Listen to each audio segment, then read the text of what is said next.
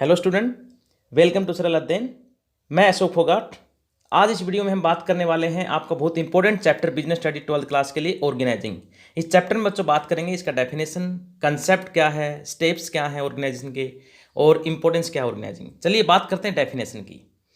ये जो organising word है ये एक मैनेजमेंट का बहुत अच्छा फंक्शन है और इसका रिलेशन हम बात करते हैं तो जो हमारे रिसोर्सेज होते हैं, जो अवेलेबल रिसोर्सेज होते हैं, उनका जो यूटिलाइजेशन है वो इतना इफेक्टिव मैनर में होना चाहिए ताकि ऑर्गेनाइजेशन का जो गोल है वो बहुत अच्छे तरीके से हो, उसका काम सुचारू रूप से चले।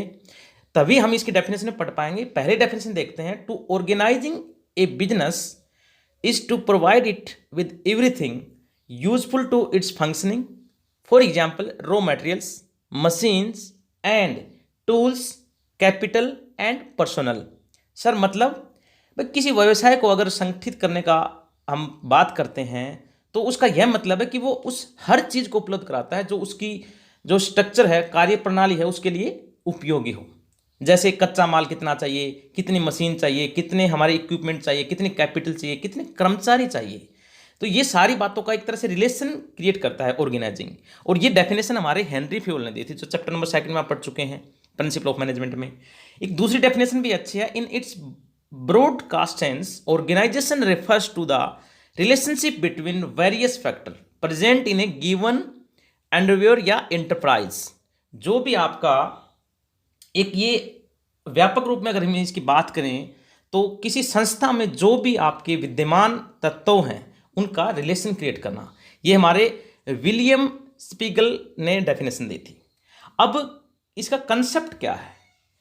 इसका कंसेप्ट का एक्चुअली हम दो अर्थों में प्रयोग पढ़ते हैं इसका। पहला है इसको स्ट्रक्चर के रूप में कैसे देखते हैं और इसको प्रोसेस के रूप में कैसे देखते हैं। अगर हम स्ट्रक्चर की बात करें तो इसका मतलब होता है कि ये जो आपके विभिन्न प्रकार के पद होते हैं और कोई कार्य है उनका इसके रिलेशन को हमें बताता है, व्यक्त करता है ऑर्गेनाइजिंग, या एक तरह का ये ढांचा भी है। और अगर हम प्रोसेस की बात करें तो जो इसके अंदर काम करते हैं और वो काम, उसकी एक्टिविटी क्या, कितने लोग काम करते हैं, उसकी एक्टिविटीज का रिलेशनशिप एक तर्कसंगत रूप में और उसको एक सुचारू रूप से व्यवस्थित करने को हम क्या बोलते हैं। और उन व्यक्तियों को नॉलेज के हिसाब से, उनकी एबिलिटी के हिसाब से काम का आवंटन होना चाहिए। उनको राइट्स, अथॉरिटी, रिस्पॉन्सिबिलिटी, अधिकार या उत्तरदायी संबंधों की स्थापना करना, ये एक हम इसको प्रक्रिया के रूप में ऑर्गेनाइजिंग के डेफिनेशन को हम देखते हैं।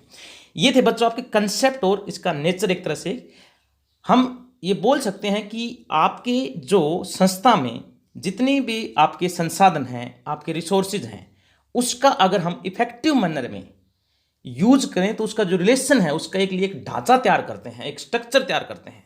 उस स्ट्रक्चर को ही बच्चों ऑर्गेनाइजिंग बोलते हैं। ये बहुत इंपॉर्टेंट फंक्शन हमारा है ऑर्गेनाइजिंग का, मैनेजमेंट का, सॉरी। अब इसका जो डेफिनेशन के अंदर कई बार क्या होता है, पेपर के अंदर हमारा इंट्रोडक्शन मीनिंग पूछ लेते हैं। तो बच्चों ये चीज़ मीनिंग आप उस इंट्रोडक्शन के अंदर भी डेफिनेशन वाली कोई भी आपको जो दोनों डेफिनेशन आपके स्क्रीन पे दिखाई दे रही हैं रेड अक्षरों में, उनमें से कोई एक आप लिख सकते हो। और डेफिनेशन के साथ कभी भी आप ऑथर का नेम लिखना मत भूलिएगा। 1 मार्क्स में क्वेश्चन ये नॉर्मली अक्सर आपके एग्जाम में पूछा जाता है। अब क्या होता है, जो ऑर्गेनाइजिंग होता है उसके अंदर कई बार ऑर्गेनाइजेशन के आपका जो उसका साइज भाई छोटा है, बड़ा है, उसके हिसाब से कितनी मैन पावर चाहिए, कितना रॉ मटेरियल चाहिए, मशीन चाहिए, ये सारी चीज़ें कहीं न कहीं एक दूसरे से रिलेट करते हैं। अगर इनका रिलेशनशिप इतना अच्छा नहीं होता तो हम उसमें सक्सेस नहीं हो पाते। ये सारी चीज़ें आपकी इसमें हैं और यही हमारे लिए कहीं न कहीं लाभदायक हैं। उदाहरण के तौर पर क्रिकेट टीम है, उसमें हमें जो उसके जो 11 लोग हैं, खिलाड़ी हैं, उसका कितना जो कुशलता से हमने उसकी टीम को सेलेक्ट किया है वो ज़्यादा इंपॉर्टेंट है रेदर देन उसके इंडिविजुअल एबिलिटी को। चलिए बात करते हैं steps in the process of organizing. Organizing जो है बनता कैसे, उसके अंदर क्या स्टेप्स हैं, क्या चीज़ आएंगी जिससे ये ऑर्गेनाइजिंग क्रिएट हुआ, इसने जन्म लिया। या हम ये कहें कि इन चीज़ों को इकट्ठा मिला के चलेंगे, स्टेप बाय स्टेप करेंगे तो इसे पता लगेगा ऑर्गेनाइजिंग है। पहला है identification and division of activities. हमें सबसे पहले पता करना पड़ेगा, कार्य की पहचान करनी पड़ेगी, उसका विभाजन करना पड़ेगा कि जो आपका ऑर्गेनाइजिंग है, ऑर्गेनाइजेशन है, उसमें कितना काम और उस काम में से कुछ छांट के आइडेंटिफाई करके और उसको अलग अलग भाग में डिवाइड करना है और एक सुनिश्चित करना है कि कोई भी काम ऑर्गेनाइज का छूटना नहीं चाहिए और किसी भी काम की रिपीटेशन नहीं होना चाहिए, उसकी पुनरावृत्ति नहीं होनी चाहिए, ताकि जो काम का बोझ है वो सभी कर्मचारियों में अपने हिसाब से इक्वल बटें या उसके एबिलिटी के अनुसार बांटा जाए। दूसरा हमारा है डिपार्टमेंटलाइजेशन। जब काम को छोटे छोटे क्रियाओं में विभक्त किया जाता है, उसको डिपार्टमेंटलाइजेशन किया जाता है, तो उसकी जो एक्टिविटीज हैं वो एक सेम नेचर की होती हैं और उनको साथ साथ रखकर ही हम इसको क्या है ग्रुपिंग में, और ग्रुपिंग में रखने से क्या हो जाएगा, डिपार्टमेंटलाइजेशन का निर्माण हो जाता है। और इस क्रिया को हम प्रक्रिया क्या बोलेंगे, डिपार्टमेंटलाइजेशन। और यहाँ पे यह ध्यान देने योग्य बातें हैं कि जब हम ये काम करते हैं तो उसके अलग अलग बेसिस होते हैं, जो आगे चल के इस चैप्टर में पढ़ेंगे। कुछ काम हम प्रोडक्ट के बेस पे बांटेंगे कि कोई कंपनी प्रोडक्ट ज़्यादा बनाती है, और कुछ काम की ऑर्गेनाइजेशन में फंक्शन के बेस पे बांटेंगे कि उसमें काम कितना है, तो उसके हिसाब से हम डिपार्टमेंट को डिवाइड करेंगे। थर्ड वन है असाइनमेंट ऑफ ड्यूटीज़। एक बार डिपार्टमेंट बन जाते हैं तो उसके पश्चात जो आपका ऑर्गेनाइजेशन के सामने होता है कि किसी व्यक्ति को कौन सा काम दिया जाए, किस चीज़ की ड्यूटी दी जाए, क्या उसके पास अथॉरिटी होनी चाहिए ताकि वो काम अच्छे तरीके सुचारू रूप से वो बंदा करवा सके, वो टीम करवा सके। तो इसके अंदर हम जो आपके योग्य व्यक्ति हैं, जो टैलेंटेड लोग हैं, जब हम जॉब रिक्रूटमेंट की बात करेंगे, आगे वाले चैप्टर आएंगे स्टाफिंग में, उसके हम डिटेल में बात करेंगे, तो उस जो जॉब रिक्वायरमेंट में जो भी कार्य व्यक्तियों के बीच में, उसके बीच में जो आपका मेल जो है उचित होना चाहिए, बैलेंस होना चाहिए वो, ताकि वो ऑर्गेनाइजेशन के अचीवमेंट में किसी प्रकार की दिक्कत न हो।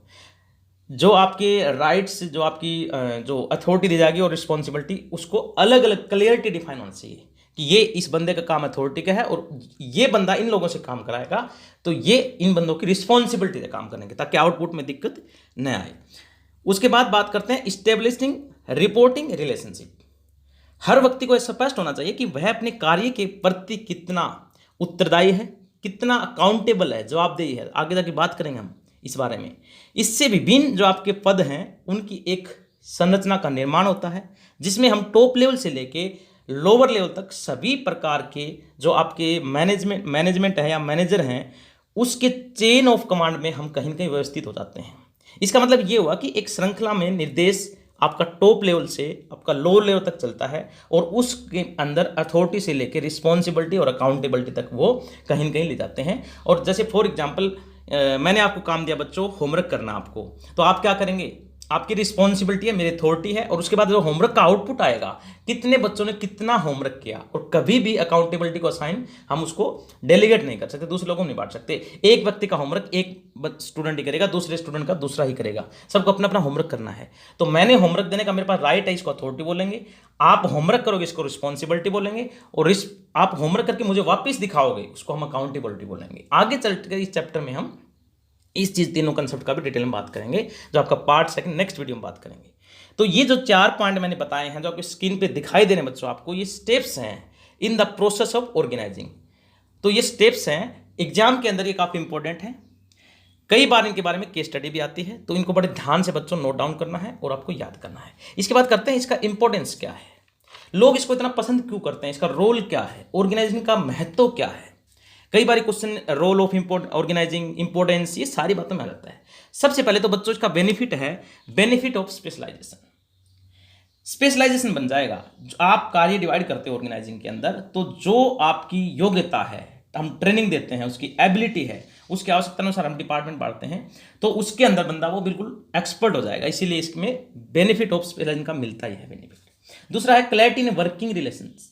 इसमें ये भी क्लियर कर देते हैं हम कि मैनेजर का कौन सा काम है, छोटे लोगों को कौन सा काम है, या किसी भी तरीके से हम उसको एक उसमें डिफरेंस क्रिएट करते हैं कि भाई ये आपका काम है, या इस टीम का काम है, इस लेवल का काम है, तो उससे हमें क्लैरिटी मिल जाएगी। तो हमारे वर्किंग रिलेशनशिप भी अच्छे रहते हैं, आपस में ये नहीं था कि आपने क्यों नहीं किया, या जैसे भी है उस काम के लिए वही बंदा रिस्पॉन्सिबल होता है।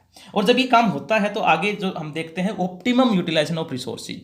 इससे हमारे पास जो रिसोर्सेज होते हैं उनमें कहीं ना कहीं उसका जो यूज है वो मैक्सिमम होता है, अनुकूल होता है। ऑप्टिमम यूटिलाइजेशन ऑफ रिसोर्सेज बहुत अच्छा पॉइंट है, और ये तभी हो पाता है जब एक संगठन में व्यवस्थित तरीके से काम हो रहा हो। मैं आपको एक एग्जांपल देता हूं। जब हम मैंने बताया था आपको कि जब हम क्रिकेट टीम की सिलेक्शन की बात करते हैं, तो क्रिकेट टीम की सिलेक्शन करते तब भी हमें कुशलता, एक एफिशिएंसी चाहिए। तो वो एफिशिएंसी अगर आप टीम अच्छे सेलेक्ट करते हो, उसमें कितनी कुशलता है, ये ज़्यादा अच्छा है रेदर देन आपकी इंडिविजुअली जो कुशलता है लोगों में 11 क्रिकेट खिलाड़ियों में, उससे अच्छा। इसी तरह से ऑर्गेनाइजेशन भी एक टीम की तरह है, एक संगठन है। एक जब हम काम करते हैं, टीम वर्क करते हैं, तो हमारे ऑर्गेनाइजेशन का गोल है वो बहुत अच्छे से होता है, और तभी हमारे जो मैक्सिमम जो है यूटिलाइजेशन होता है रिसोर्सेज का, ताकि मैक्सिमम आउटपुट आ सके। आपने देखा होगा कितना जो भी आप टीम वर्क से काम करते, कोई ऑर्गेनाइजेशन संगठन है, उसमें अगर मजबूत होता है, जितना संगठन मजबूत होता है उतना काम अच्छा होता है। और मजबूत कब होता है? जब उसमें हम कुशल इफेक्टिव तरीके से काम करते हैं, हमारी टीम अच्छी होती है, हमारे रिलेशन अच्छे होते हैं। और इसीलिए से कहीं ना कहीं जो अच्छा ऑर्गेनाइजेशन है वो एक परिवर्तन को भी अपना लेता है। तभी अगले पॉइंट में बात करते हैं एडेप्शन टू चेंज, और वो एक लोचशील होता है, फ्लेक्सिबल होता है, नई नई जो टेक्निक्स आते हैं उनके अनुसार अपने आप को ढाल लेना, ये एक अच्छे ऑर्गेनाइजेशन की पहचान होती है। ये भी इसका एक अलग से एडवांटेज है, तभी हम इसको बोलते हैं एडेप्शन टू चेंज। इसके बाद करते हैं इफेक्टिव एडमिनिस्ट्रेशन। संगठन जो है प्रभावी प्रबंध का एक साधन है। यह कार्य और विभाग को विकसित करने में, व्यक्तियों को कार्य सौंपने में, डेलीगेट करने में और विभिन्न संसाधनों के प्रभावी उपयोग के लिए ढांचे का निर्माण करने में हमारे प्रबंधों की सहायता करता है, ताकि हमारे अनुसार जो वस्तुएं हैं, सेवाओं का, उसका उत्पादन किया जा सके। तभी हम इसको बोलते हैं इफेक्टिव एडमिनिस्ट्रेशन। ये भी इसका एक बहुत बड़ा एडवांटेज है। देन आफ्टर बात करते हैं डेवलपमेंट ऑफ पर्सनल। जब इसमें लोग अच्छा काम करेंगे, उनकी क्षमता का पता लगेगा, आपस में रिलेशन अच्छे होंगे, वो एक्सपर्ट बनेंगे, तो एक दूसरे में उसके क्या है, उसका कॉन्फिडेंस बढ़ेगा, अपने काम में जो निपुणता एक्सपर्टाइज हासिल करेंगे। इससे क्या है ना, डेवलपमेंट ऑफ पर्सनल होते हैं। आपके जो पर्सनल लेवल पे कर्मचारी है उनका बहुत अच्छा विकास होता है, और जो आगे जाके उनके लिए बहुत अच्छा साबित होता है, आपके ऑर्गेनाइजेशन के लिए भी, उनकी खुद की ग्रोथ के लिए भी। एंड उसके बाद एक्सपेंशन एंड ग्रोथ। इससे क्या होता है, एक अच्छा ऑर्गेनाइजेशन आपका कुशल उपलब्ध हम कराते हैं, तो संस्था जो होती है हमारी ऑर्गेनाइजेशन, उसका विकास और उसका एक्सपेंशन मतलब विस्तार, ग्रोथ हम कह सकते हैं, ये लोगों में नई नई एक चिंतन को प्रोत्साहित करता है, स्टिमुलेट करता है, मोटिवेट करता है, उसकी तरफ ले जाता है कि हम और भी काम करेंगे, हमारा ऑर्गेनाइजेशन और ऊंचाई तक जाए। एक अंदर से कॉन्फिडेंस लगाता है, क्योंकि अगर आप अच्छा काम करते हो, आपका ऑर्गेनाइजेशन अच्छा रिजल्ट लेके आता है, तो आपके ऑर्गेनाइजेशन के साथ साथ आपकी भी अपनी एक वैल्यू इमेज क्रिएट होती है, जिससे आप आगे चल के किसी भी दूसरी कंपनी में काम करोगे या अपने उसी में काम रहोगे, तो आपकी कहीं कहीं प्रमोशन भी होगा और आपको बहुत अच्छे से पता चलेगा, इसकी ग्रोथ होगी। तो thanks for watching the video. Please subscribe the channel सरल अध्ययन।